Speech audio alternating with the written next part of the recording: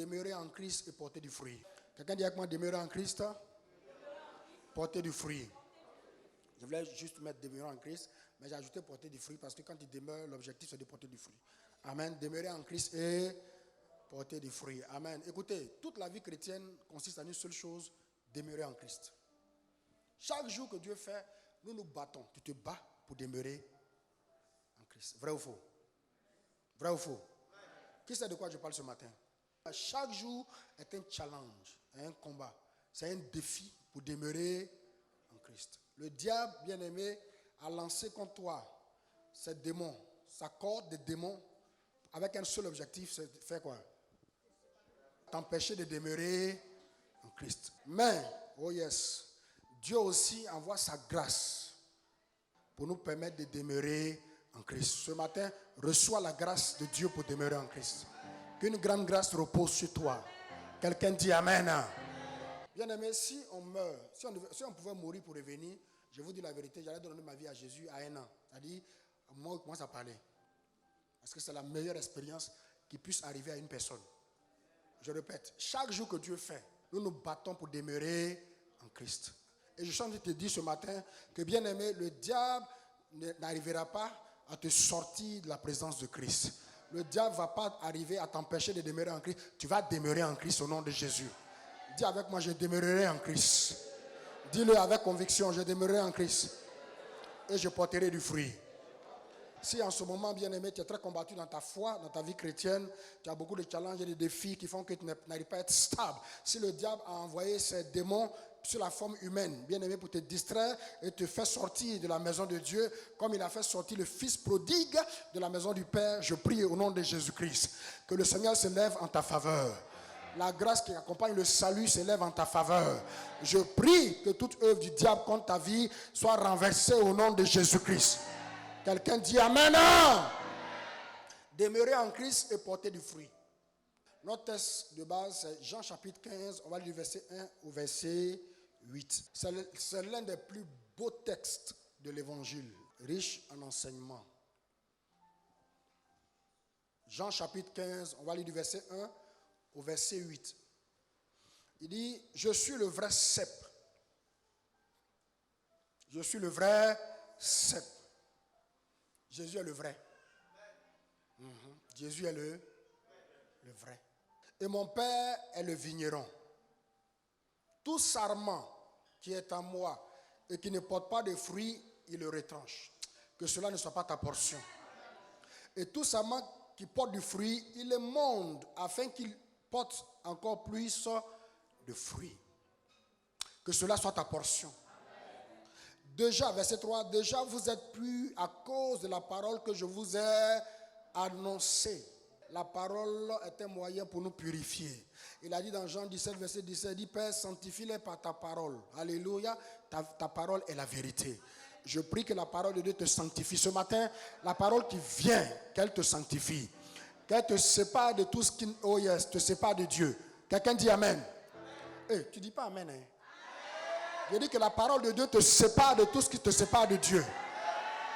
Voilà. D'ailleurs, tu as intérêt à crier. Il fait froid. Si tu ne cries pas, tu auras froid. Si tu cries, tu auras chaud, non? Déjà, vous êtes purs à cause de la parole que je vous ai. Demeurez en moi et je demeurerai en vous. Comme le sarment ne peut de lui-même porter du fruit s'il ne demeure attaché au cep. Ainsi, vous ne le pouvez non plus si vous ne demeurez en moi.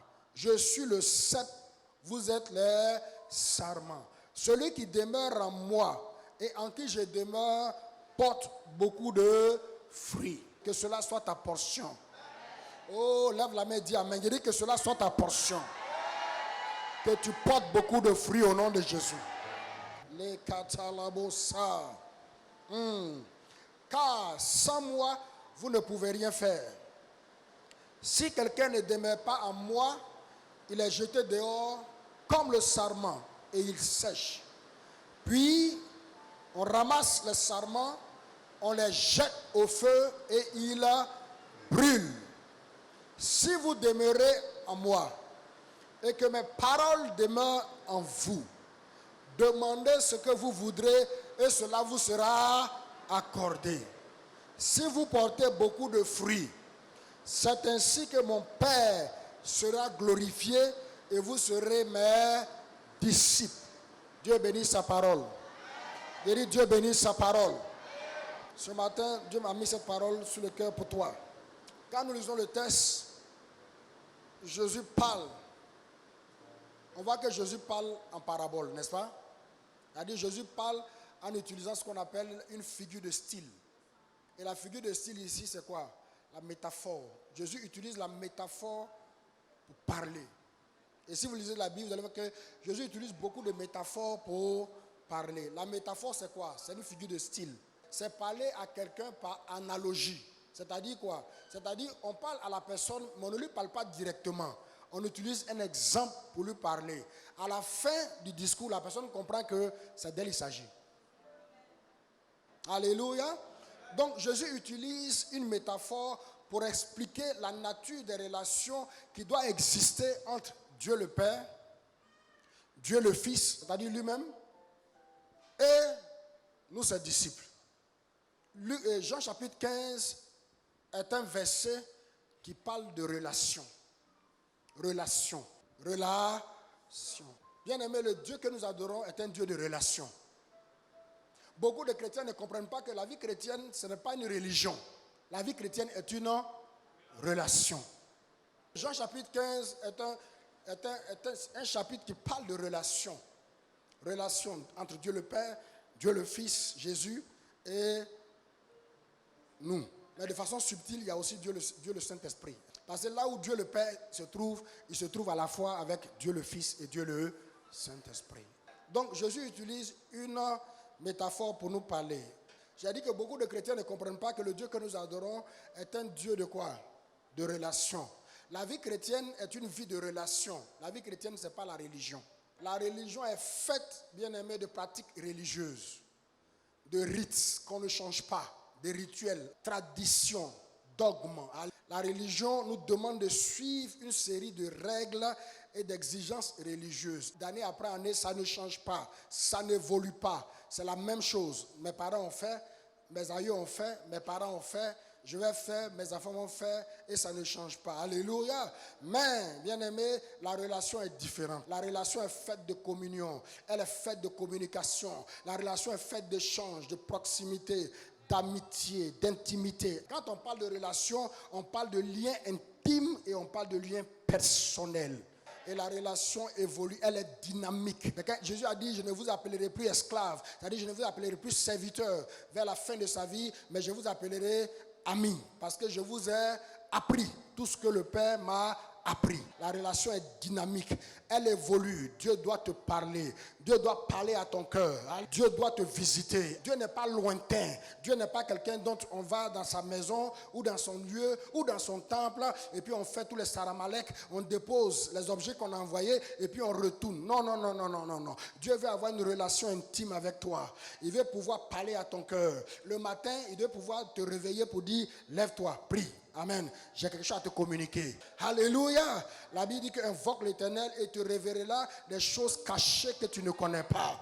Il y a des choses cachées dans ta famille qui t'empêchent d'exploser, qui t'empêchent d'aller de l'avant, qui t'empêchent de voir la gloire de Dieu. Dieu veut te révéler cela.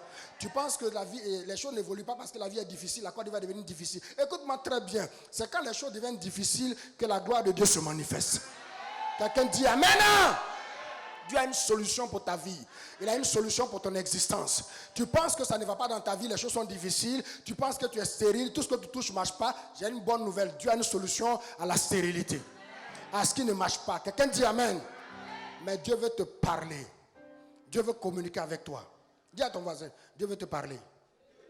Ce matin, il m'a envoyé pour te parler.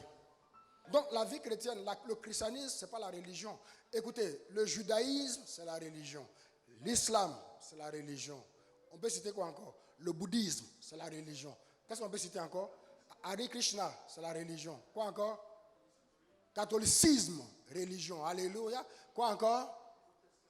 Proteste, tout ce qui est isme là, c'est la religion.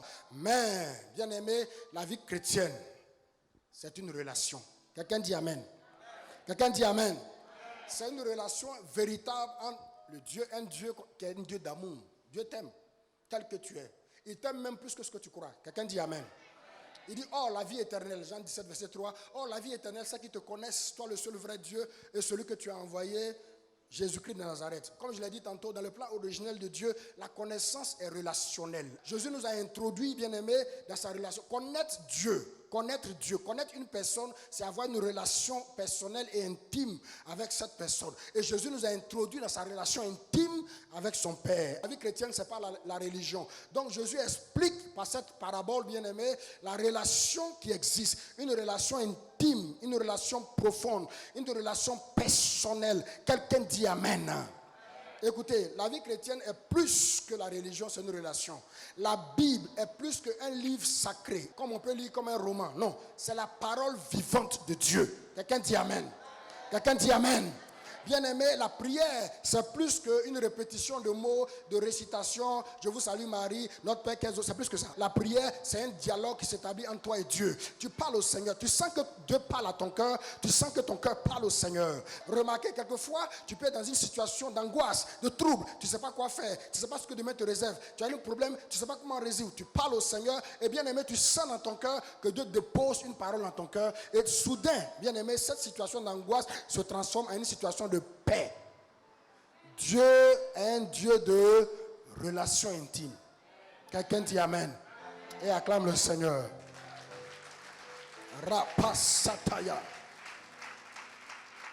La communion avec Dieu, c'est plus qu'aller à l'église de temps en temps. Non. Dieu veut avoir une relation intime avec toi. Il veut pouvoir parler à ton cœur. Il veut pouvoir te parler. Et il veut une réponse de ta part. Quelqu'un dit Amen. Ouais. Donc, il donne une parabole pour montrer que la vie chrétienne est une relation entre le Père, le Fils, le Saint-Esprit et tous ceux qui lui appartiennent. Mais avant d'aller plus loin, regardez, au verset 1, il dit, je suis le vrai cep et mon Père est quoi? Le vigneron. Quelqu'un dit avec moi le vrai cep. Quelqu'un dit avec moi le vrai. Vous voyez, quand vous lisez le livre de Jean, il y a un concept, le concept du vrai, le concept de la vérité. Amen. C'est un concept qui se trouve dans le livre de Jean, particulièrement. Vrai. Quelqu'un dit avec moi le vrai. La vérité. Dis-le bien, le vrai. La vérité. Quand vous lisez le livre de Jean, c'est dans le livre de Jean que vous allez trouver, il dit quoi? Il dit, je suis la véritable lumière. Jésus est quoi? La véritable lumière. Jean chapitre 1, disons, Jean chapitre 1, le verset 9, il dit quoi? Cette lumière, oui, était la véritable lumière, allez-y, qui en venant dans le monde éclaire tout homme. Jésus, dis avec moi, Jésus est la véritable lumière. J'ai dit, je ne veux pas quelqu'un d'homme, je veux qu'on le dise ensemble. Jésus est la véritable lumière. Tu sais, quand tu confesses une parole comme ça de Dieu, tu ne sais pas quel dégât ça fait dans le ciel pour toi. Parce que nous tous, on sort de familles idolâtres. Les gens adoraient les fétiches. Et puis toi, tu confesses Jésus. Donc, tu es en train de déclarer ton indépendance vis-à-vis de ces choses-là. Dis avec moi, Jésus est la véritable lumière. Mais vous savez, quand on dit Jésus est la véritable lumière, ce n'est pas la lumière par opposition à l'obscurité. Ça, c'est très bien. Ce n'est pas la lumière par opposition à l'obscurité ou par opposition aux ténèbres, amen, dans lesquelles se trouvent les nations. Amen, les autres nations. Non. Jésus est la véritable lumière par opposition à la première lumière. À la première lumière. Quand on dit non, ça c'est la véritable. Ça veut dire quoi? Ça veut dire qu'il y avait une autre lumière, mais qui n'était pas véritable. Amen. Et quand vous lisez la Bible, nous découvrons que Israël était la première lumière. C'est la Bible que Israël devait devenir la lumière des nations. N'est-ce pas? Mais à cause de la désobéissance et du péché, Israël n'a pas été capable de faire quoi? D'être la lumière des nations. Israël a échoué. Alléluia. Alors Jésus-Christ est venu comme la véritable lumière. Alléluia. Si vous lisez la Bible, vous allez voir que l'Ancien Testament, Israël est l'ombre. Et Jésus est quoi? Et le Nouveau Testament est quoi? La réalité. Amen. Regardez, peut-être qu'à cause de la lumière, vous ne voyez pas. Mais là où je suis arrêté, il y a moi et puis il y a quoi? Il y a mon ombre. Si vous voyez l'ombre quelque part, ça veut dire que la réalité aussi n'est pas loin. On est d'accord? Donc, la Bible, l'Ancien Testament représente quoi? L'ombre, et Jésus représente... Dites-moi la vérité. Hein, ma fille? Entre mon ombre et puis moi, qui tu prends? Qui tu préfères? C'est moi. Jésus est la véritable Dis avec moi, Jésus est la véritable lumière. Donc Jésus est la véritable, la vraie lumière par opposition à la lumière qui était Israël. C'est pas tout, il parle aussi de la vraie adoration. Jésus annonce la vraie adoration quand Jésus parle à la femme samaritaine, n'est-ce pas? Dans Jean chapitre 4, verset 23, il dit ceci.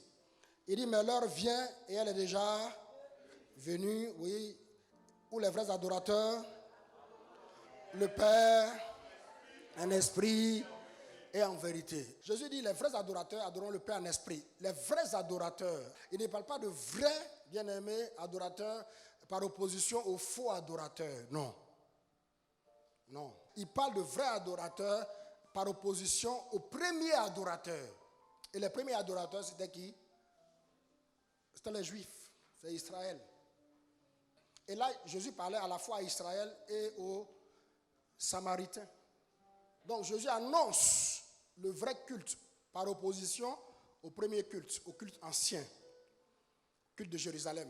Il dit, l'heure vient, elle est déjà venue, où ce n'est plus à Jérusalem ou sur cette montagne que vous adorerez le Seigneur. Donc Jésus oppose l'adoration en esprit et en vérité à l'adoration qui se faisait en Samarie et à Jérusalem. Il n'oppose pas, bien aimé, la vraie adoration à l'adoration des païens. Non. La première adoration, c'était Israël. La deuxième adoration, c'est Jésus. Quand vous lisez encore, vous allez voir, par exemple, tout dans Jean, il parle de le vrai pain, n'est-ce pas? Jésus est le vrai pain. Quelqu'un dit avec moi, Jésus est le vrai pain. Dites-le bien, Jésus est le vrai pain. Il dit par exemple, dans Jean chapitre 6, verset 32, la Bible dit, Jésus leur dit, en vérité, je vous le dis, Moïse ne nous a pas donné le pain du ciel, mais mon Père vous donne quoi? Le vrai pain du ciel. Car le pain de Dieu, c'est celui qui descend du ciel et qui donne la vie au monde. Donc vous voyez, donc, ici Jésus rappelle que Dieu a donné la manne. Le pain dont il parle ici des Juifs, c'est la manne au peuple juif dans le désert, n'est-ce pas? Dans le désert, le peuple a murmuré contre Moïse, n'est-ce pas? Disant qu'il n'avait pas de quoi manger. Et puis Moïse a prié Dieu. Et puis Dieu a envoyé quoi? La manne. Quelqu'un dit avec moi la manne. Vous voyez ici dans Jean chapitre 6, Jésus rappelle que ces Israélites-là, ils ont mangé la manne, mais ils sont morts quand même après. Si on lit un peu plus bas, il dit, vos pères ont mangé la manne dans le désert, mais ils sont morts. C'est-à-dire quoi? C'est-à-dire que la manne n'a fait que prolonger de quelques jours leur vie sur terre, mais ils sont finis par mourir. Mais celui qui mange, oh yes, le vrai pain, le pain de vie, il ne mourra jamais. Quelqu'un dit amen. Amen. Alléluia. Ouais, il ne mourra jamais. C'est-à-dire, la vie dit qu'il passe de la mort à la vie. Là où tu es assis, là, tu es déjà mort. Tu ne peux plus mourir. Dis avec moi, je suis déjà mort. Je ne peux plus mourir. Mais parce que vous voyez, nous quand on parle de la mort, on pense que c'est le jour où on va l'être enterré. Non, hein. La mort dans la Bible n'est pas égale à la cessation de vie. La mort dans la Bible est égale à la séparation. Amen. Donc il dit que quand vous mangez du pain, le vrai pain, vous ne serez pas séparés de Dieu éternellement, mais vous serez quoi? Avec Dieu éternellement. Quelqu'un dit amen. Oh yes, il faut dire je suis vivant. Dis-le bien, je suis vivant. Je suis venu t'annoncer une bonne nouvelle ce matin. Je suis en train de vous donner de bonnes nouvelles ce matin. Alléluia. Donc Jésus est le vrai pain par opposition au premier pain, c'est-à-dire le pain du désert, qui est la préfigure. C'était la préfigure. L'Ancien Testament est la préfigure. Jésus est le pain qui donne la vie au monde. C'est pourquoi, écoutez, il faut qu'on aille annoncer l'évangile. Bien aimé, allons-y annoncer l'évangile. Venez, on va aller annoncer l'évangile aux gens. On est en train de semer. Cette semence va porter de son fruit. Venez, on va aller faire quoi? Annoncer l'évangile. S'il y a quelque chose en Akazo, s'il y a quelque chose qui est important pour toi à cette heure-là, c'est annoncer l'évangile autour de toi. Annonce l'évangile au travail, là où tu travailles. Les gens qui sont autour de toi. Écoutez, il faut annoncer l'évangile. Même si on te chasse du travail, parce que tu as annoncé l'évangile, Dieu va te donner du boulot. Ouais, je connais une histoire comme ça en France. Une dame qui est femme de pasteur, qui a été embauchée quelque part. Vous savez, femme de pasteur, qu'est-ce qu'elle s'est fait? C'est annoncer l'évangile. Elle a annoncé l'évangile, n'est-ce pas? Et puis, il y a une jeune fille qui faisait de la dépression et tout ça. Elle lui a parlé de Christ. Quand elle a parlé de Christ, vous voyez, les démons, ils aiment les choses comme ça. Elle a commencé à manifester. Elle a prié pour elle. Elle est tombée. et tout ça. Donc les gens sont venus, ils ont attrapé, ils ont envoyé à l'hôpital et tout ça. Donc le patron a signé papier. Qu'on n'est pas venu ici pour parler des choses religieuses, elle a renvoyé. Bien aimé, tout ce que Dieu fait est bon. Elle a été renvoyée, elle a eu un autre boulot où maintenant on lui permet même de faire cellule de prière. Est-ce que je parle à quelqu'un? C'est ce que Dieu peut faire. Donc il faut annoncer l'évangile. Donc dans ce test-là, le test qu'on vient de voir, Jésus se présente comme quoi? Le vrai cep. Quelqu'un dit à moi le vrai cep. Mais pourquoi? Parce que dans l'Ancien Testament, Israël était considéré comme le cep, c'est-à-dire la vigne de l'Éternel. On est d'accord? Et dans le Nouveau Testament, c'est plutôt Jésus qui est présenté comme quoi? Le vrai cep. C'est-à-dire dans l'Ancien Testament, Israël était présenté comme la vigne plantée par l'Éternel. Dieu attendait les fruits. Ce fruit consistait en l'obéissance à la loi de Moïse. Si vous lisez par exemple Ésaïe 5, vous allez voir Jérémie 2. Mais Israël ne s'est pas montré fidèle. Israël s'est montré stérile. Israël a échoué. Et Jésus-Christ, bien-aimé, est la nouvelle vigne. Le vrai cep. Le nouveau. Parce que cep et vigne, c'est la même chose. Donc le vrai, le véritable, c'est Jésus. Qui a réussi là où Israël a échoué. Quelqu'un dit Amen. Si tu as Jésus, tu ne peux pas échouer. Il dit, si tu as Jésus, tu ne peux pas échouer.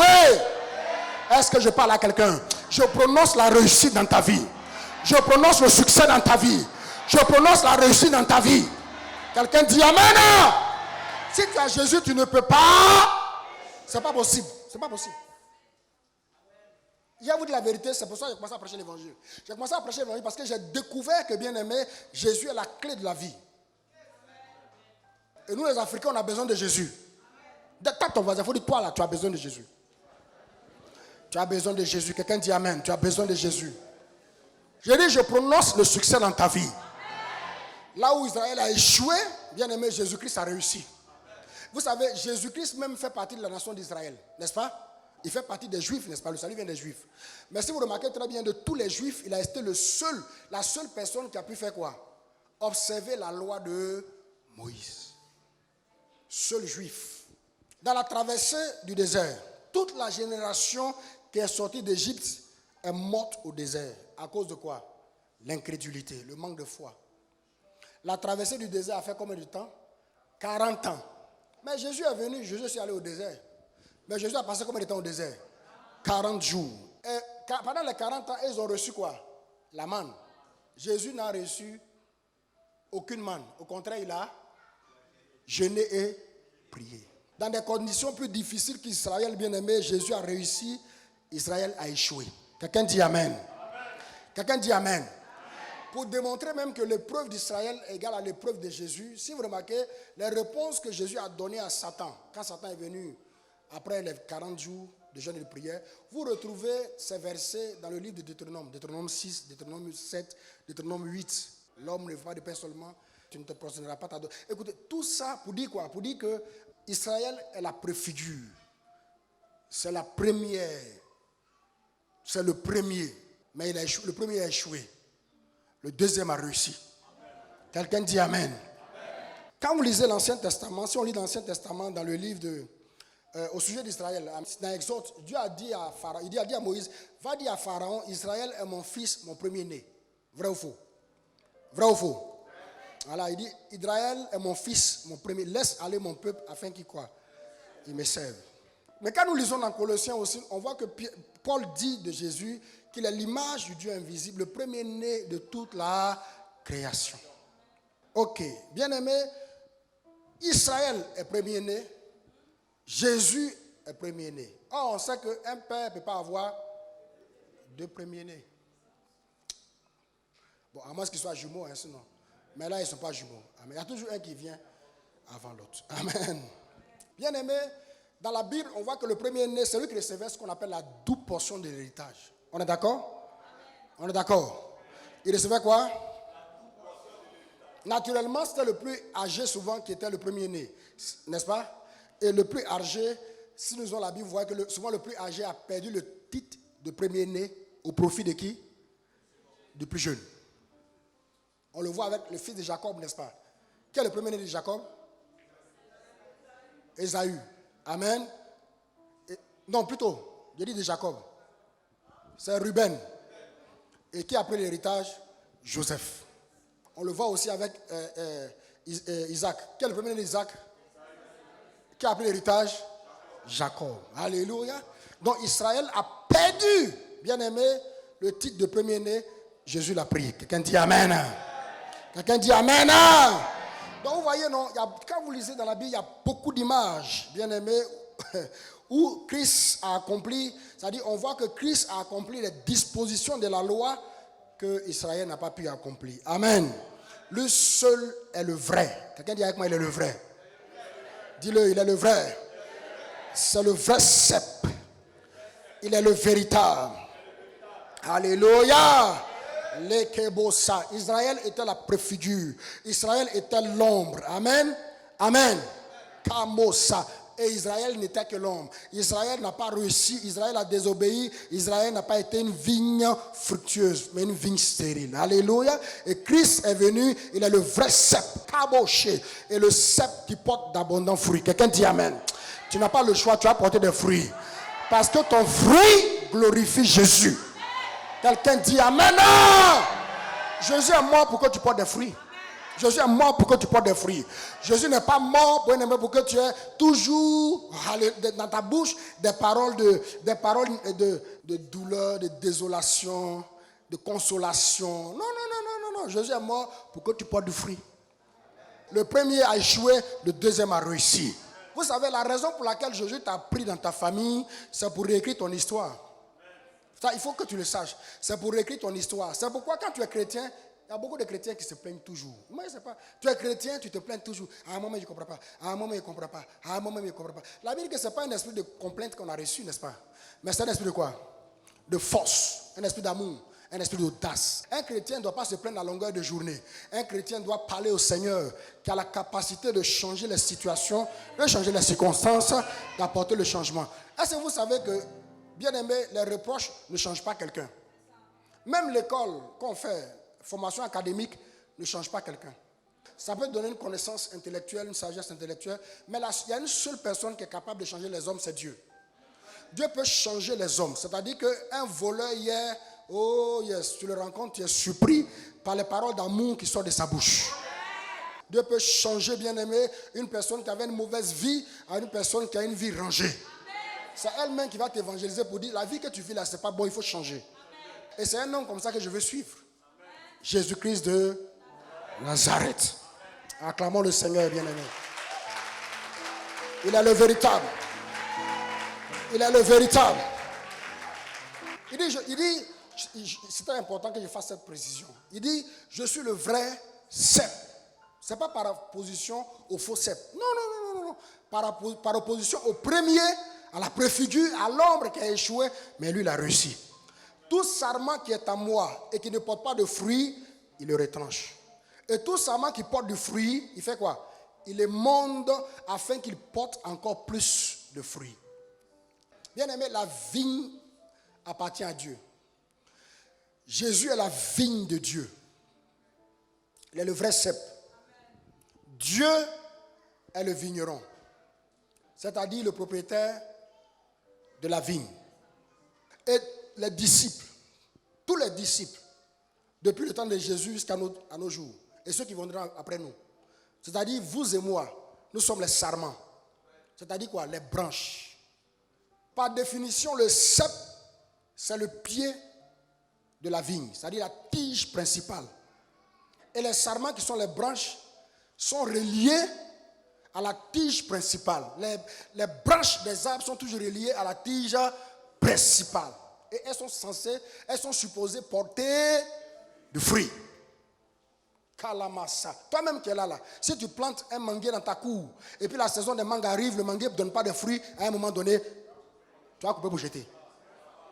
Voilà, ce n'est pas un arbre pour avoir de l'homme que tu as planté un arbre pour avoir des... Quelqu'un dit Amen. Tu as porté du fruit. Tu n'as pas le choix que de porter du fruit. Porter du fruit. Écoutez, là où je suis assis là, je veux que quand Jésus me regarde là-haut, qu'il soit fier de moi. Voici mon fils, bien-aimé, en qui j'ai mis mon affection. Il faut qu'il puisse dire de toi, voici ma fille, en qui j'ai mis, que cela soit ta portion. Il dit que cela soit ta portion. Alléluia. Regardez, quand toute ta maison adore le Seigneur, quand il y a des problèmes, quand le diable vient t'attaquer, quand les sorciers nocturnes viennent te visiter, alléluia, Dieu ne peut pas rester indifférent. Parce que tu es son fils bien-aimé en qui il a fait quoi? Tout son affection. Et donc pendant que tu dors, bien-aimé, les anges, là, ils n'ont jamais sommeil. Ils veillent sur toi. Ils veillent sur toi. Ils veillent autour de ta maison comme ça. Je m'a raconté l'histoire. Je lisais l'histoire d'un homme de Dieu qui allait prêcher l'évangile dans une région. Une région où les gens pratiquaient, bien sûr, tout ce qui est quoi? Occultisme, magie, quoi encore? Sorcellerie, les bossonistes là. Et il prêche l'évangile. Il prie beaucoup, il prêche l'évangile. Il va annoncer l'évangile aux villageois. Il va annoncer au chef du village et tout ça. Oh, le chef du village, il le reçoit bien et tout ça. Oh, le chef du village, c'est un sorcier. Il fait partie des clans des sorciers.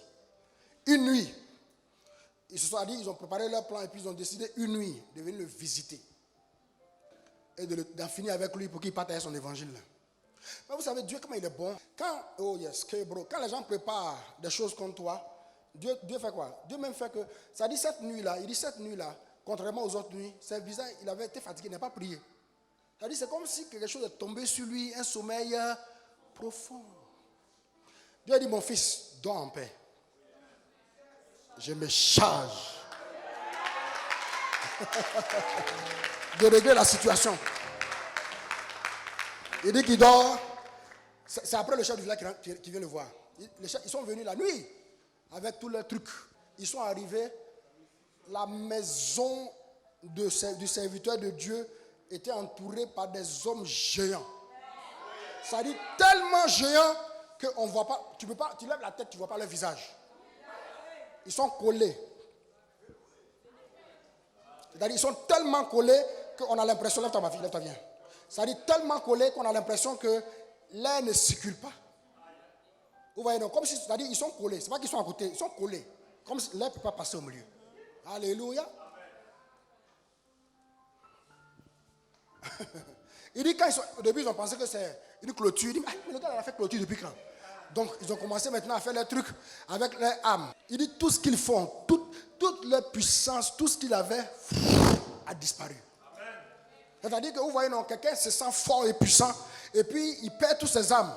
Vous n'avez jamais vu ça? Un policier a une âme, il tire dans la foule, il tire, et puis son âme, ses balles sont finies. Ou bien quelqu'un lui arrache son âme, il devient vulnérable. Il va s'asseoir par terre, voilà.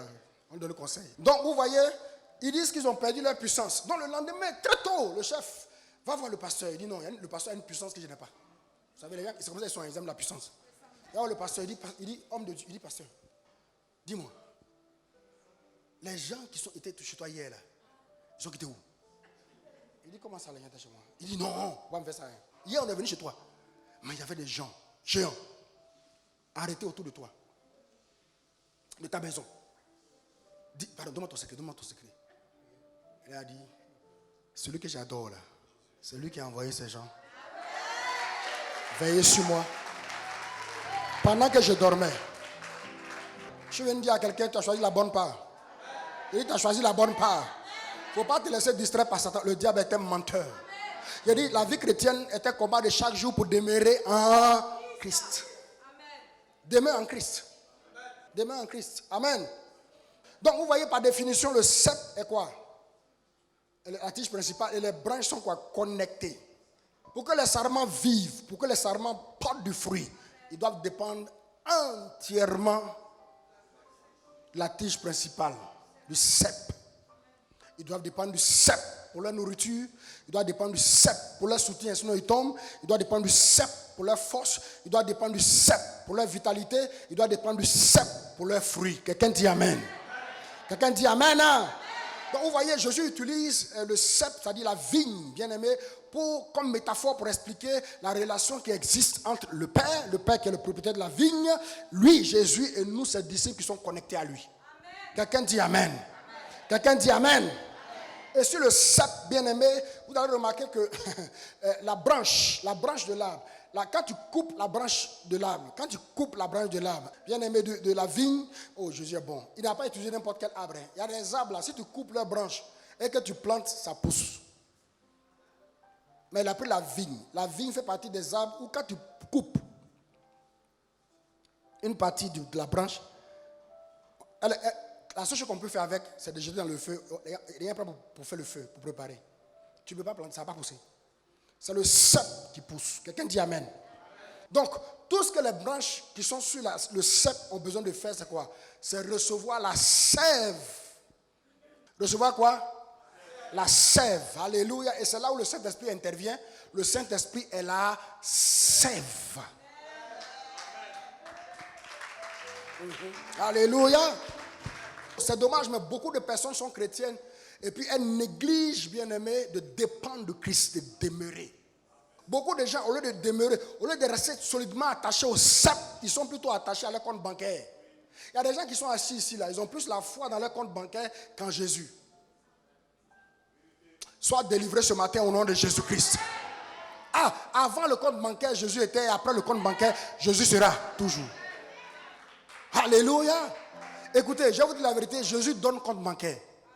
Jésus donne compte bancaire garni et fourni. Voilà. D'autres dépendent, bien aimés, essentiellement de leur instruction. C'est-à-dire remplir leur tête de leur diplôme, de leur carrière professionnelle. Il faut qu'on parle de lui, il faut qu'on dise c'est un bon travailleur, un meilleur travailleur. Mon frère, ma soeur, j'ai une bonne nouvelle pour toi. Un jour va arriver où tout est diplôme, bon travailleur, intellectuel, philosophe, ne va te servir à rien. Et kalababo sata. Mais Jésus, oh yes, bien aimé, il est avec toi éternellement. Kalababo sheke. Je prie que tout raisonnement, oh yes, devient captif. Oh yes, kababo sa. Par la prière. Tout raisonnement qui veut s'élever au-dessus de la connaissance de Dieu. Kapasataya. Je le lis et je l'amène à l'obéissance de Christ. Jésus est au-dessus des raisonnements. Il y en a qui veulent rester attachés à leur popularité. Tout ce qui les intéresse, comment on va les connaître, comment il va avoir ci, comment il va avoir ça, comment il va avoir telle maison, comment il va voyager, comment il va faire ceci. Écoute-moi, Jésus donne voyage, Jésus donne maison, Jésus donne propriété, Jésus donne tout ça. Quelqu'un dit Amen. Quelqu'un dit Amen. Alléluia. Quel est beau ça. Jésus est le vrai cep. Amen. Il est le vrai. Tout sarment qui est en moi et qui ne porte pas de fruits, je le retranche. Tout sarment qui est en moi et qui porte du fruit, je le monte afin qu'il fasse quoi? Il porte plus de fruits. Amen. Vous voyez, selon Jésus, les sarments sont les deux ordres sur la terre, n'est-ce pas? Il y a les sarments fructueux et il y a les sarments quoi? Il y a les sarments qui portent du fruit et il y a les sarments qui ne portent pas. Tu es dans quel camp? Non, dis-le bien. Chacun parle pour lui-même. Tu es dans quel camp? Sarment qui porte du fruit, sarment fructueux et sarment stérile. Je prie que toute stérilité dans ta vie soit changée en fertilité, en fécondité. Au nom de Jésus-Christ. Tu peux pas être en Christ et puis ne pas porter du fruit. En lisant la Bible, j'ai découvert que s'il y a une chose dont Jésus a horreur, c'est les arbres qui ne portent pas de fruits. C'est pourquoi il a regardé, bien aimé, le figuier et puis il a fait quoi? Parce qu'il ne portait pas un faux figuier.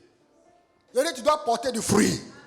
Parce que la première raison d'être bien aimé des sarments, des branches, ce n'est pas pour leur beauté, ce n'est pas pour le feuillage, pour l'ombrage. Non.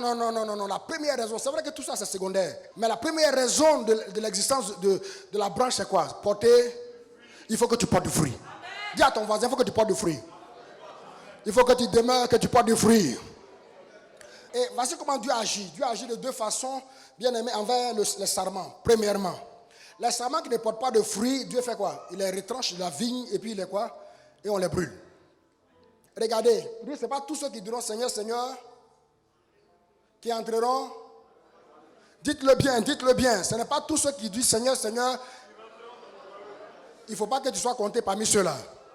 Il y a beaucoup de gens qui viennent à l'église, amen. Ils ne viennent pas à l'église pour chercher le Seigneur, pour demeurer, mais ils viennent nous accompagner. Ils ne viennent pas à l'église, bien aimé, pour être comptés parmi les disciples de Jésus, mais ils viennent gonfler le nombre de l'effectif de l'église. Dans quel camp es-tu? Tu es dans quel camp? J'ai dit, tu es dans quel camp? Demande à ton voisin, tu es dans quel camp? Donc, il dit que celui qui ne porte pas le fruit, il faut quoi? Il faut quoi? Il le retranche. C'est-à-dire qu'il ne faut pas qu'il s'accroche inutilement à la tige, au tronc de l'arbre. Amen. Pour prendre la sève, pour gaspiller la sève. Donc, il faut faire quoi? Il faut le couper. Pourquoi? Parce qu'un chrétien doit porter du fruit.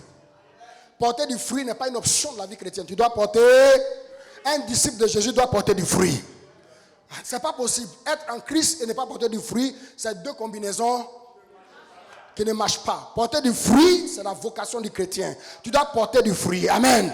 C'est une promesse que Dieu nous a faite. C'est pourquoi quand vous lisez, vous voyez, il dit quoi? Le serment n'a pas porté du fruit. Le serment a porté du fruit. Le serment a porté plus de fruits. Le serment a porté beaucoup de fruits. Quand vous lisez le texte encore plus bas, le serment a porté des fruits qui demeurent. Donc, bien aimé, pour le chrétien, il y a 4 possibilités. Soit tu ne portes pas de fruits. Un serment qui ne porte pas de fruits. 2, soit tu fais quoi? Tu portes du fruit. Ensuite, soit quoi? Tu portes plus de fruits. Ensuite, tu fais quoi? Tu portes beaucoup de fruits. Je reprends. Il y a 2 possibilités. Soit tu es la catégorie de ceux qui ne portent pas de fruits. Donc, ça veut dire quoi? Ça veut dire que ta vie s'arrête là. Pas plus de toi. Maintenant, celui qui fait quoi? Porte du fruit, il doit porter plus et il doit porter encore beaucoup de fruits. Bien aimé, avec Dieu, le progrès ne s'arrête pas. Tu dois évoluer. Et tu dois évoluer. Alléluia. Tu ne peux pas être la même personne, bien aimé, aujourd'hui, 10 ans après ta vie chrétienne, tu es la même personne. Ce n'est pas possible. Alléluia. Tu dois être une personne différente. Tu dois être rempli de sagesse et d'intelligence. Quand tu parles à quelqu'un, bien aimé, ce que tu dis change sa vie. Quelqu'un dit Amen. Hey, ce que j'ai constaté, je le disais même cette semaine, ce que j'ai constaté, bien aimé, c'est qu'on a beaucoup de chrétiens dans nos églises, 1 an, 2 ans, 3 ans, 4 ans, 5 ans de vie chrétienne, 10 ans. Mais quand vous les rencontrez, vous parlez de Jésus, tout est amertume, tout est regret, tout est quoi? Inquiétude. Amertume. C'est pas normal. Ou bien, quelqu'un te rencontre, un chrétien, ou bien quelqu'un qui ne connaît pas Christ te rencontre. Bien aimé, tu dois être le point de contact pour qu'il y ait un revirement de situation dans sa vie. Quand il t'entend parler, bien aimé, il sent que Jésus est vivant. J'ai dit, quand il a reçu le pasteur, il m'a dit quoi? Il m'a dit, au moins, voici un point de vue optimiste. Pour qu'il dise ça, ça veut dire qu'il a parlé à d'autres personnes, et puis les gens lui ont présenté un tableau noir. Mais pourquoi j'ai présenté un tableau noir pendant que mon Jésus est la lumière?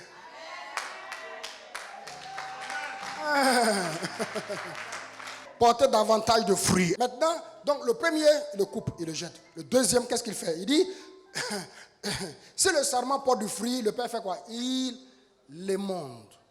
Vous connaissez l'émondage, non? Hein? Ou bien les lagages, vous connaissez? Vous savez, ceux qui sont dans... Nous on n'a pas de vigne ici, donc on ne peut pas prétendre avoir déjà vu une vigne. À moins que tu aies voyagé, amen. Voilà, même là, le cacaoyer. Voilà. Le cacao a toujours un sécateur. Un sécateur. Vous connaissez le sécateur? C'est un petit pince pour couper. Les quoi? Gourmand. Gourmand. Ok. Ceux qui sont là pour manger, là, c'est pour ne rien. En fait, il y a toujours 2 bourgeons qui apparaissent sur l'arbre. Sur un arbre qui est en train de porter du fruit. Il y a un type de bourgeon qui apparaît, mais qui va produire une autre branche. Et puis il y a un type de bourgeon qui apparaît, qui va produire les fleurs et les fruits. En général, le planteur sait toujours quel est le bon bourgeon. Donc, l'arbre est déjà vieux, il a déjà des branches. C'est quelle branche qui a sorti encore? C'est pour prendre inutilement la sève. La sève est discutée par les nouvelles branches et puis les fruits. Donc les fruits peuvent ne pas être quoi? De bons fruits. Donc qu'est-ce qu'on fait? Donc si tu as un arbre et que l'arbre que tu es là, il y a un autre arbre, tu as une branche plutôt, et que la branche que tu es là, il y a une autre branche qui est sortie, avec tac, pour que ce soit plutôt les fleurs et qui donne le fruit. Bien aimé, c'est ça l'épreuve chrétienne. Quand tu es quelqu'un qui porte du fruit, il y a un exemple qui me vient à l'esprit. Job. Alléluia. Les katalabasanta. Bien aimé, il y a un homme de Dieu qui a dit que Dieu n'a pas mis Job à l'épreuve pour faire plaisir à Satan. Et c'est vrai. Dieu ne met jamais. C'est vrai que c'est le diable qui est allé provoquer Dieu pour parler de Job. Mais Dieu n'a pas mis Job à l'épreuve pour faire plaisir à Satan. Dieu nous met toujours à l'épreuve pour que le meilleur sorte de nous. Les difficultés, les problèmes que tu as. L'objectif, c'est quoi? C'est que tu portes davantage de fruits. La Bible dit que quand Job a été restauré, Job a eu quoi? Le double. Quelqu'un dit avec moi? La double portion. Quelqu'un dit avec moi la double portion. Il a eu la double portion de ce qu'il avait. Donc, bien aimé, si tu demandes à Job, Job, tu préfères quelle partie de ta vie? Oh yes. Les catalabochés. Je suis venu dire à quelqu'un, Dieu est en train de monder certains parmi nous. Ce n'est pas parce que Dieu ne nous aime pas, ou bien Dieu veut que on meure, ou bien qu'on perde la foi. Non. Alléluia. Dieu dit que là où tu es, là, au niveau où tu es, le fruit que tu as là, ce n'est pas assez suffisant. Il y a de bons fruits. Il y a beaucoup de choses qui sont connectées à toi, qui mangent ta sève et ton énergie inutilement. Allez, il faut faire quoi? Il faut les couper. Il faut les couper. Allez, je prie que Dieu, oh yes, coupe. Que Dieu coupe. Je prie pour les mondages dans ta vie. Oh yes, dans ta vie spirituelle, sociale, financière, les mondages. Que Dieu coupe tout ce qui n'est pas de lui. Tout ce qui suce ton énergie, suce, bien-aimé, tes efforts, suce ta vie et t'empêche de porter des fruits à la gloire de Dieu.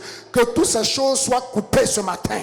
Je dis tout ce qui bouffe ton énergie inutilement, tout ce qui t'empêche de porter du bon fruit. Quelqu'un dit amen. Oh, je te vois en train de marcher sur la hauteur, en train de marcher dans les sommets. Quelqu'un dit amen. Alléluia. Dieu doit te débarrasser. Il doit te débarrasser de tout ce qui bouffe ton énergie, tout ce qui bouffe ton temps inutilement, tout ce qui bouffe. Alléluia. Je déclare. Soudainement, les amis que tu aimais ne t'appellent plus, ils ne t'aiment plus. Alléluia. Soudainement, ce qui marchait avant ne marche plus. Tu te dis, ah, mais qu'est-ce qui m'arrive? Depuis que je suis chrétien, ça marchait avant, ça ne marche plus. Bien aimé, Dieu veut que tu portes davantage de fruits. Il est en train de couper ce qui bouffe ton énergie inutilement. Ce qui t'empêche de voir la gloire de Dieu, il est en train de couper ça. Je prie que tout ce qui t'empêche de voir la gloire de Dieu soit coupé ce matin. Je dis qu'il soit coupé ce matin. Même si c'est un contrat où tu vas avoir de l'argent, que cela soit coupé ce matin. Soit coupé ce matin. Quelqu'un dit amen.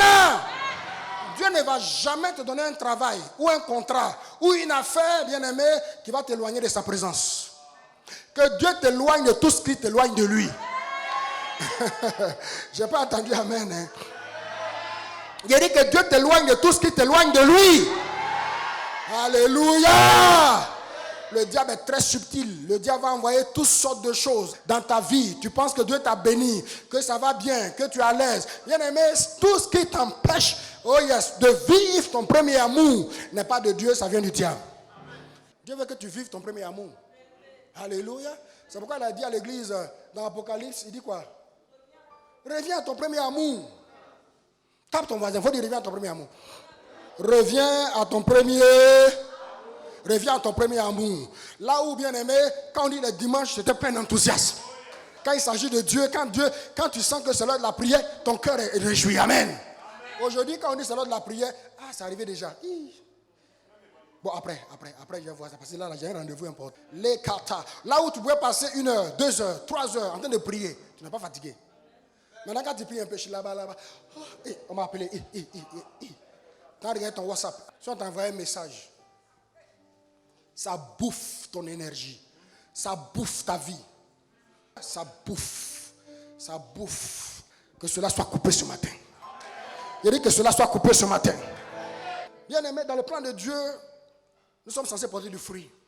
Je ne vais pas entrer dans les détails des fruits. J'en ai déjà parlé ici plusieurs fois.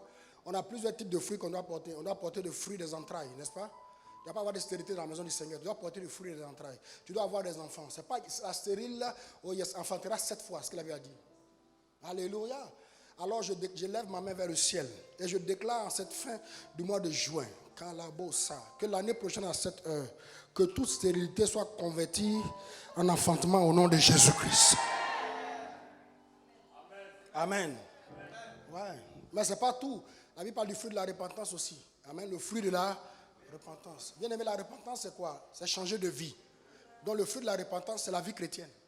C'est une vie pure, une vie sainte. C'est pas tout. Il y a le fruit, bien-aimé, de justice. Le fruit de justice, c'est ce que nous sommes. Écoutez, nous ne nous regardons plus avec les lunettes du péché, mais nous nous regardons avec les lunettes de quoi? De la justice de Dieu. Quand nous nous présentons devant le Seigneur, on ne se présente plus en tant que des pauvres pécheurs, mais on se présente comme des justes que Jésus a sauvés et rachetés. Amen. Quelqu'un dit Amen. Amen. Mais ce n'est pas tout. Il y a le fruit de l'esprit dont on a parlé ici, qui se décline en 9 aspects. L'amour, quoi encore? La paix, la joie, oui. La patience, la bonté, la bienveillance, la douceur, la tempérance, oui. Hein? La maîtrise de soi. Amen. Amen. Mais ce n'est pas tout. Bien aimé, il y a le fruit des âmes. Anakazo. Anakazo. Le fruit des âmes. Écoutez-moi bien. Si tu es dans cette église, je prie qu'un esprit d'Anakazo repose sur toi. Descende sur toi. Je me suis rendu compte que, bien aimé, dans tous les domaines dans lesquels on excelle, il y a un feu qui doit brûler en toi.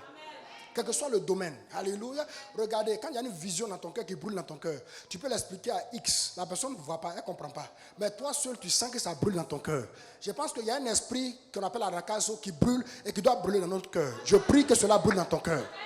Quand l'esprit d'Anakazo brûle dans notre cœur, on n'a pas besoin d'être à l'église pour évangéliser. Même dans ton environnement immédiat. Quand tu vois quelqu'un bien aimé qui ne vient pas à l'église, ton cœur n'est pas en paix. Tu as envie de lui parler de Jésus. Tu as envie d'insister. Alléluia. Je prie. Lève ta main droite. Je prie, Seigneur, donne-nous cet esprit. Donne-nous ce feu. Que ce feu brûle en nous. Donne-nous le feu qui brûle pour le salut des âmes. Le feu qui brûle en nous pour le salut des âmes. Le feu que tu as, Seigneur. Donne-nous ce feu-là pour gagner le maximum pour toi au nom de Jésus. Reverse cet esprit sur l'église, sur le centre chrétien international de l'évangile au nom de Jésus-Christ. Il y a aussi le fruit de la bénédiction. Il dit le fruit du sol, le fruit des troupeaux, c'est la bénédiction. Écoutez, quand tu es un chrétien, tu dois être béni. Les gens qui sont autour de toi doivent voir que tu es. Et la bénédiction, bien-aimé, doit contaminer ceux qui sont autour de toi. Quelqu'un vient dans ta maison, il est maudit. Bien-aimé, quand il rentre dans ta maison, il doit être béni. Oh yes, Lot a été béni, pas parce qu'il connaissait Dieu. Lot a été béni parce qu'il connaissait Abraham. Abraham était béni quand Lot est sorti avec lui. Vous savez, c'est ça. Quand Lot est sorti avec lui, Lot a tellement été béni qu'il a commencé maintenant à faire parler avec son oncle. Vous n'avez pas remarqué ça? Il y a des gens qui les ont sortis des ténèbres, de la poussière, des choses, des difficultés. C'est eux qui ont venu te combattre maintenant. Mais c'est ça la vie. Hein. Que Dieu te bénisse. Que Dieu ordonne. J'ordonne à la bénédiction de Dieu d'être avec toi. Partout dans tes greniers, dans tes entreprises. Je dis, j'ordonne à la bénédiction de Dieu d'être avec toi.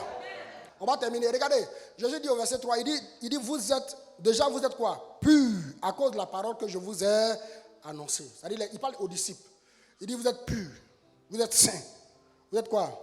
Mis à part. À cause de la parole. Amen. Donc, on comprend que, bien aimé, quand on est connecté à Christ, ce qui nous sanctifie, c'est quoi? C'est la parole. Jean 17, verset 17. Il dit, sanctifie-les. Ta parole est la vérité. Amen. Je suis venu parler à un chrétien ce matin. Qui aime la parole ce matin? Qui aime la parole? Eh, bien aimé. Oh yes. Oh yes. Aimez la parole de Dieu. Aimez la parole de Dieu. Aimez. Souvent, quand les gens me rencontrent, ils me disent, pasteur, tu es serein, tu es toujours calme et tout ça. Je vais vous dire mon secret. Mon secret, c'est que j'aime la parole de Dieu. Vous savez, quand la parole de Dieu entre, la Bible dit que la révélation de ta parole est claire. Les anglophones disent, the entrance of thy word is a light. C'est-à-dire, quand ta parole entre là, c'est la lumière qu'elle apporte. Écoutez, quand la parole de Dieu rentre dans ta vie, elle chasse la peur, elle chasse les inquiétudes, elle chasse le doute, elle chasse l'angoisse. Quoi encore? La pauvreté, le manque, l'insuffisance. Quoi encore? Oui, les lamentations, la stérilité. Il faut que la parole de Dieu entre. Mais pour que la parole de Dieu entre, bien aimé, il faut que tu lui fasses de la place, n'est-ce pas? Il faut que tu lui ouvres la porte. Il faut que tu ouvres la porte, n'est-ce pas? Je vais aller me parler à quelqu'un ce matin. Ouvre la porte de ton cœur pour que la parole de Dieu entre. Ouvre, tape ton voisin. Ouvre la porte de ton cœur. Ouvre. Dis-le lui, ouvre la porte de ton cœur. Il faut ouvrir la porte de ton cœur. Ouvre. Vous savez, beaucoup de personnes aiment la parole, mais n'ouvrent pas la porte de leur cœur à la parole. C'est-à-dire que la porte de leur cœur, bien aimé, existe pour sélectionner la parole qui doit entrer. Quand c'est une parole qui va les émonder, ils n'aiment pas ça. Ils aiment les paroles qui vont dire, tu seras béni. Amen. Tu seras la tête et non la queue. Tu seras premier, non dernier. Tu vas aller en haut, tu vas pas aller en bas.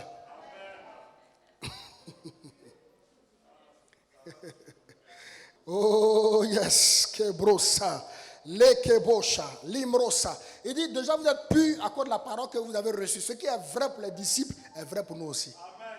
La parole de Dieu c'est l'instrument du vigneron. Instrument du vigneron. Oh yes, Kebrosa, Lekata. Ouvre ton cœur à la parole de Dieu. Il dit ouvre ton cœur à la parole de Dieu. Quand nous entendons la parole de Dieu, elle nous purifie. Regardez, quand tu es assis en train d'écouter la parole de Dieu, pendant que je suis en train de prêcher, sans le vouloir, bien aimé, tu sens qu'il faut que tu prennes de nouveaux engagements. Il faut que tu changes de vie. En fait, la parole de Dieu vient juger tes sentiments et tes émotions. Elle vient juger tes sentiments et tes émotions. Et tu vois là où se trouve la volonté de Dieu. Et tu fais quoi? Et tu ajustes ta vie à la volonté de Dieu. Elle te rend pur. La parole te rend pur. Amen. Lève la main droite avec moi. Dis Seigneur, purifie-moi par ta parole. Seigneur, purifie-moi par ta parole. Alléluia. Je prie que cela soit votre portion. Au verset 4, il dit, demeurez en moi et je demeurerai en vous. Comme le cep ne peut de lui-même porter du fruit, s'il ne demeure attaché, plutôt comme le sarment ne peut de lui-même, s'il ne reste attaché au cep. Ainsi, vous ne pouvez pas non plus si vous ne demeurez en moi. Vous voyez dans ce verset, Jésus révèle le secret pour une vie fructueuse. Pour que ta vie soit fructueuse, pour que tu puisses porter du fruit, il faut faire quoi? Il faut demeurer. Quelqu'un dit avec moi demeurer. Bien aimé, demeurer, c'est une chose qui dépend de nous. Elle ne dépend pas de Dieu. Vous savez, dans la relation qu'on a avec Dieu, beaucoup de chrétiens pensent que Dieu fait tout. Non, Dieu ne fait pas tout. Il y a ce que Dieu fait et il y a notre part de responsabilité. Il y a ce que nous faisons nous. Et ce que nous faisons ici, Jésus dit c'est quoi? C'est de demeurer. Alléluia. Le diable va tout faire pour faire quoi? Pour ne pas que tu demeures. Les problèmes. C'est quand tu as des problèmes là. Quand tu es assis dans l'église comme ça, puis on te parle, tu ne comprends pas. Mais c'est quand tu as des problèmes. Quand on dit non, si le diable vient te faire des propositions, il ne faut pas accepter. Tu dis, oh, Satan ne peut pas venir faire des propositions. Attends, c'est quand il y a des problèmes que tu vois que les propositions de Satan sont alléchantes. Tu n'as pas d'argent, tu ne sais pas comment payer ta maison, payer ton loyer. Il y a un vieux gars qui est endormi, voilà, le volcan endormi. Et qui se réveille, qui fait éruption.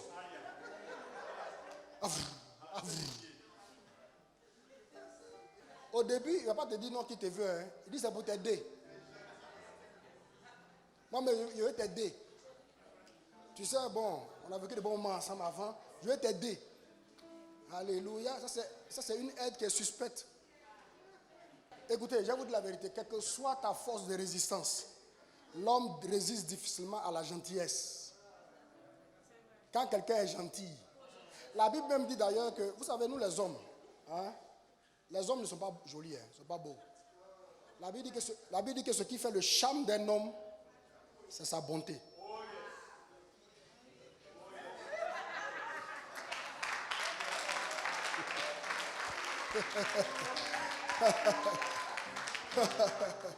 C'est pourquoi vous allez voir des gens.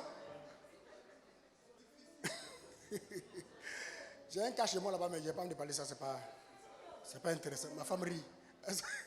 Vous allez voir des gens, tu vois la femme qui est à côté de lui, et puis tu le vois lui-même. Il marche quoi?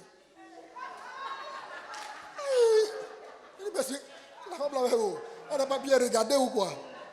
Non, hein? C'est toi qui penses qu'il est vilain. Ouh! Sinon, à ses yeux, si toi-même tu viens avec toute ta beauté, qui est devant moi?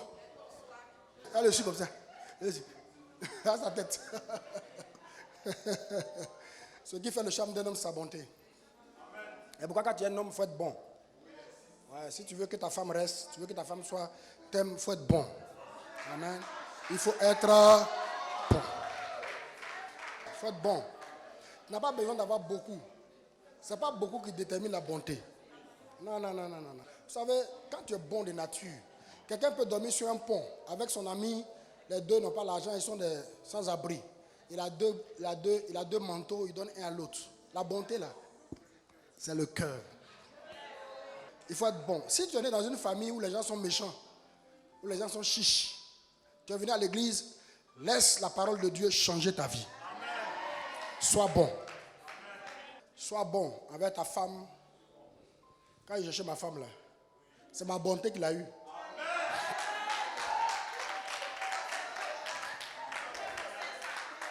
Et puis elle lève sa main pour témoigner.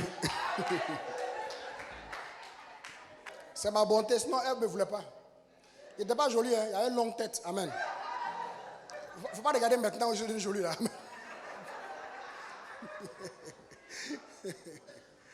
Quand je venais au début même, on ne me recevait pas. On ne me recevait pas bien. Mais j'ai fait comme Jacob. J'envoie mes présents et puis moi je ne viens pas derrière. Alléluia. Quand tu envoies tes présents et puis tu ne viens pas derrière, on t'ouvre la porte. Rentre. Parce que tes présents t'ont précédé. Amen. Donc, bien aimé, écoutez, demeurer en Christ est une chose qui dépend de nous. Ça ne dépend pas de Dieu. Ça dépend de nous. Je dis ça dépend. Écoutez, si tu as la volonté de demeurer en Christ, ma fille, et que la force te manque, alors Dieu va t'aider. Tu peux avoir la volonté, hein, mais la force peut te manquer. Parce que peut-être que tu es faible, n'est-ce pas? Ça veut dire que l'esprit est bien disposé, mais la chair, tu peux être faible. Mais si tu as la bonne volonté et que tu demandes à Dieu, Seigneur, aide-moi, Dieu va t'aider. Alléluia. Bien aimé, qu'est-ce que tu veux? Plaire à Dieu ou plaire aux hommes? J'ai dit que tu veux quoi? Plaire à Dieu ou plaire aux hommes? Il y en a qui n'ouvrent pas la bouche pour parler. J'ai dit, tu veux quoi? Plaire à Dieu ou plaire aux hommes? Alléluia. Que Dieu te bénisse. Plaire à Dieu, pas aux hommes. Demeure en Christ. Il dit demeure en Christ. Il dit demeure en Christ. Il dit comme le sarment, il dit demeurez en moi, je demeurerai en vous. Vous voyez, non, c'est conditionné. Si nous demeurons, lui il demeure. Si nous ne... Mais écoutez, attends, tu es venu à Christ. Jésus t'a ouvert les bras. Il t'a accepté, n'est-ce pas? N'est-ce pas? Voilà. Toi-même, tu sais que tu as des faiblesses. Bien aimé, la chose qu'il y a à faire, c'est quoi? C'est de venir nous voir. Ou de parler au Seigneur, Seigneur, aide-moi dans mes faiblesses. La Bible dit que le Saint-Esprit, on l'a reçu pour nous aider dans nos faiblesses. Mais tu ne peux pas garder tes faiblesses, lutter toi-même. Tu penses que Dieu t'agrée, alors qu'il y a longtemps que le Seigneur t'a retranché. Il t'a retranché. Quel émondé. Il t'a retranché. Toi-même, tu es assis. Toi-même, tu es là. Tu es convaincu dans ton fond intérieur que la relation avec Dieu, là, elle est flottante. Elle est flottante. Elle est mobile. Ça dit, il y a quelque chose, c'est pas bien connecté. Mais bien aimé, Dieu t'interpelle. Il envoie les messages. Il te parle. Mais tu ne changes pas. On dit Jésus revient bientôt. Mais bien aimé, si aujourd'hui tu tombes là, Jésus est revenu pour toi. Hein? Ah oui. Il ne faut pas dire non, quand il va venir là. Non. Si tu tombes aujourd'hui, il est déjà venu pour toi. Parce que quand tu tombes, tu t'en vas là où tu t'es préparé pour aller. Tout ce que tu es en train de faire là, c'est préparation. Il y a des gens qui ont interpellé. Papa, j'ai compris. Hey, papa, j'ai venu. Papa, c'est pas facile. C'est pas facile. Mais toi, tu vis dans quel monde? Nous, on vit dans le même monde que toi. Ou bien, demeurer en Christ. Il faut être connecté solidement en Christ. Quand tu es connecté solidement, Jésus aussi est connecté solidement en toi. Et tu vas porter du fruit. Lève la main, toi avec moi. Je prie que dans cette saison, qu'on voit tes fruits. Je dis qu'on voit tes fruits. Que tes fruits soient évidents.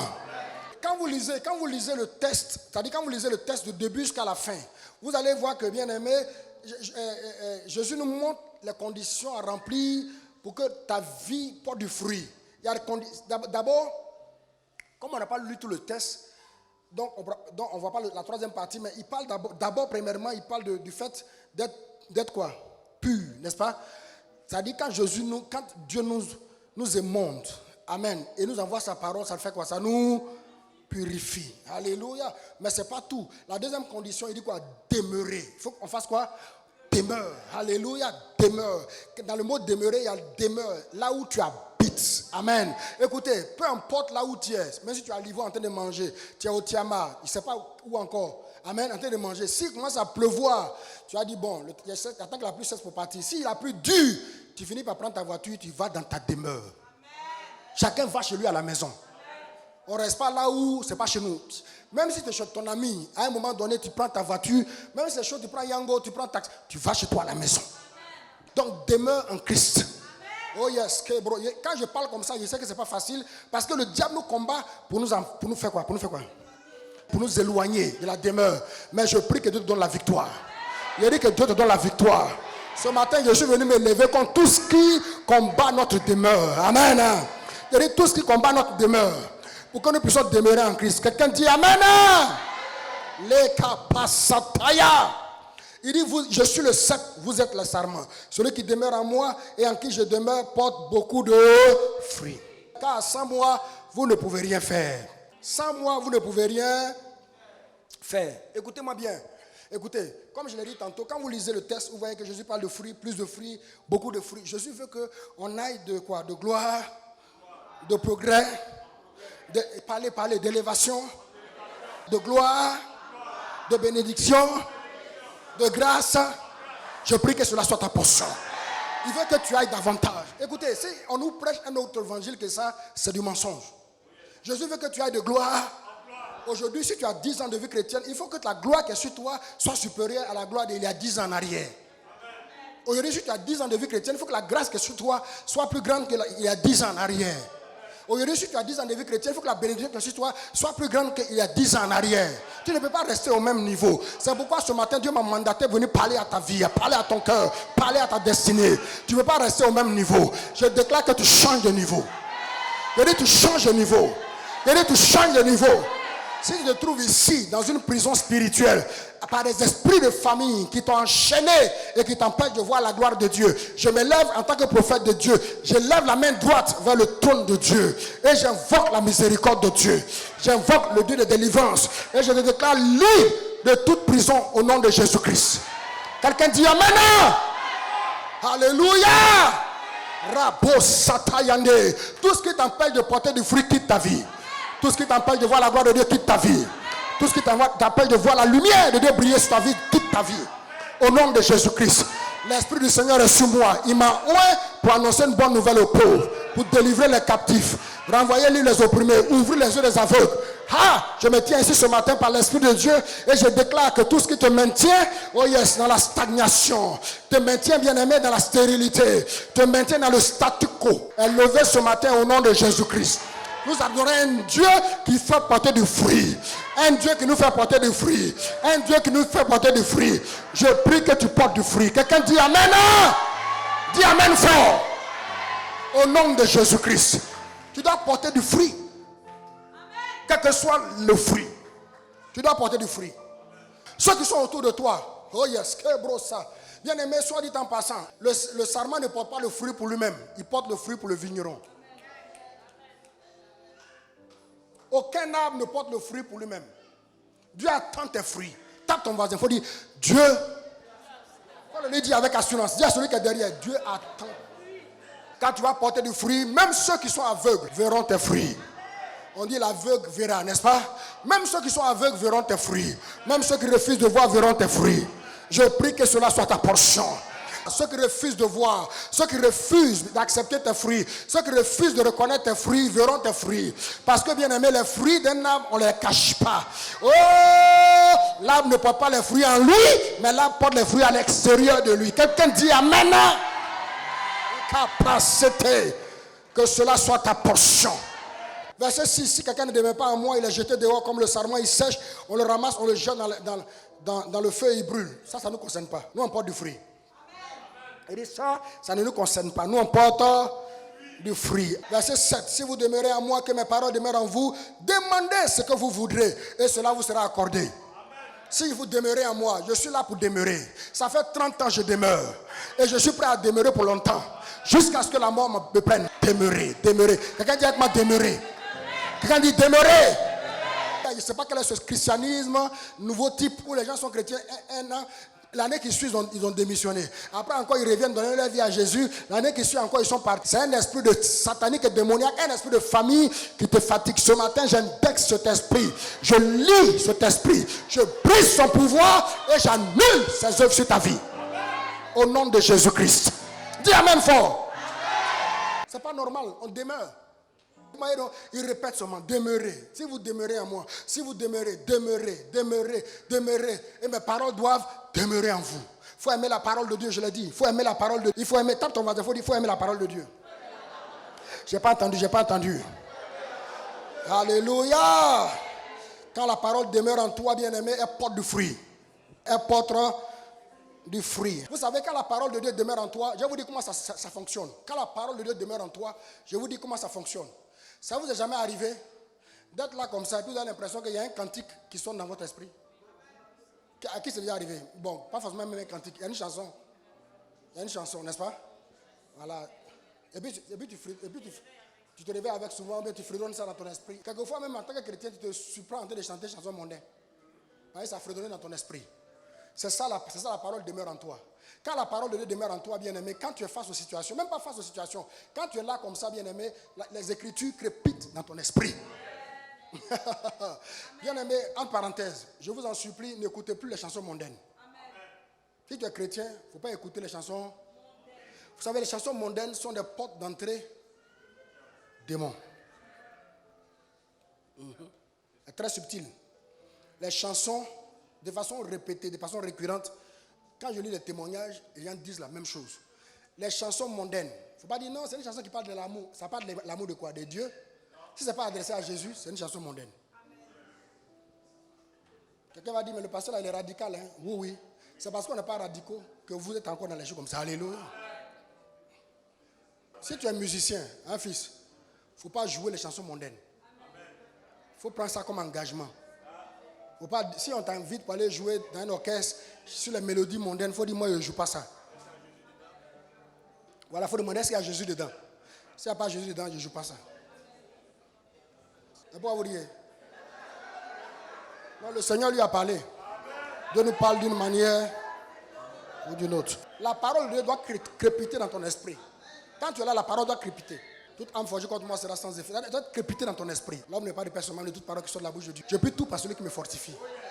Béni de toutes sortes de bénédictions spirituelles dans les lieux célestes. Toute âme forgée contre moi est sans effet. Toute langue qui se lève en justice contre moi, condamnée. Ça doit crépiter dans ton esprit. C'est-à-dire qu'on doit sentir que la parole de Dieu habite en toi.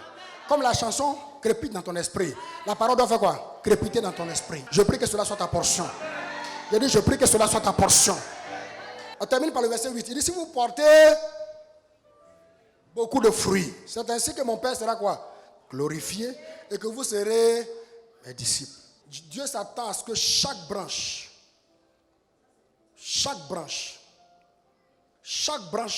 de l'arbre porte non seulement du fruit, mais porte beaucoup et du fruit en abondance qui demeure. Dieu dit c'est comme ça qu'il sera quoi? Honoré.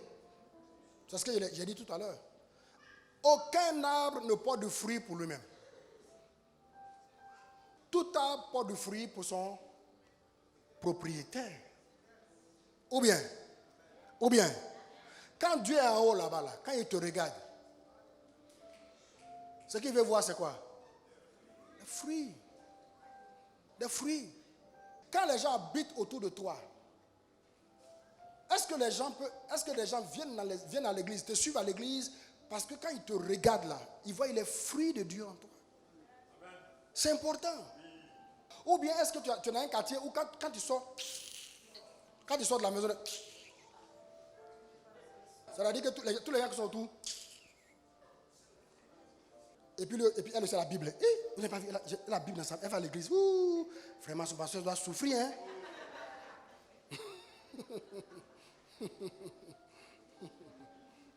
Ouais. Il y a des gens, ils sont chrétiens, là, Jésus, là, c'est pas là. Quand ils sont au travail, là, tous ceux qui sont contre moi, Jésus va vous tuer dans un.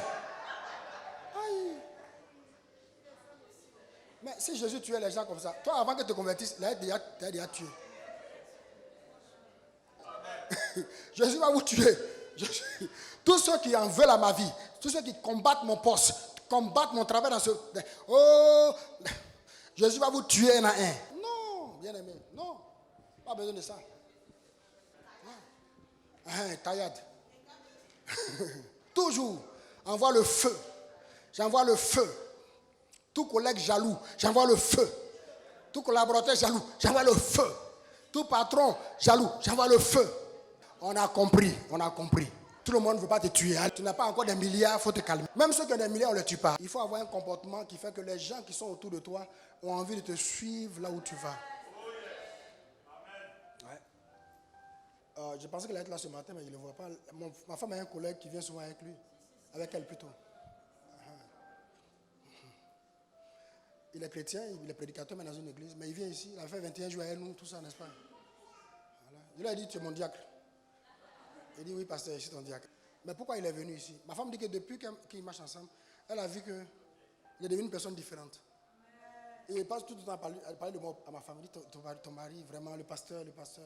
Parce que, bien aimé, les fruits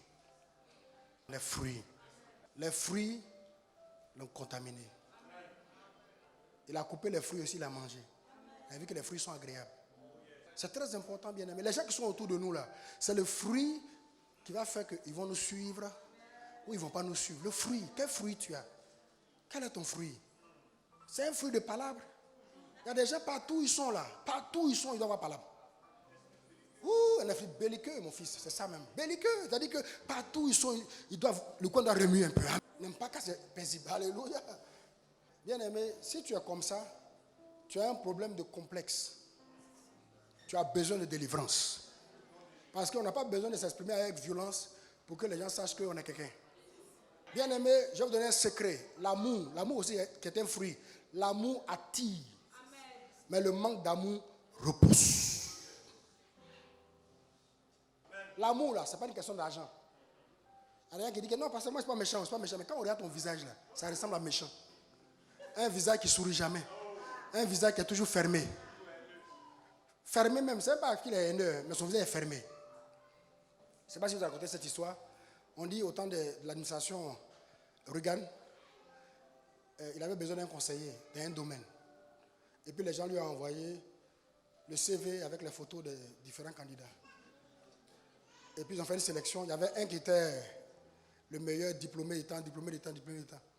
Et puis quand ils lui ont donné, il a regardé, d'abord il n'a pas regardé tout ça, il a regardé son visage. Il dit non, j'aime pas son visage. Il dit non, mais son visage est trop fermé, c'est pas, je veux quelqu'un qui n'est pas joli, je veux pas ça. Le conseiller qui était là, il dit mais monsieur, il n'est pas responsable de son visage. Il dit si. Après 40 ans, tout homme est responsable de son visage.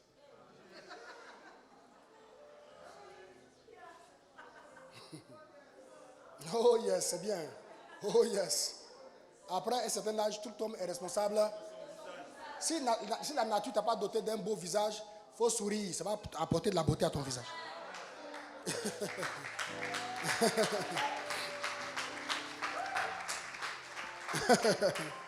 Faut sourire. Faut être toujours souriant. Parce qu'on n'est pas responsable de tes problèmes.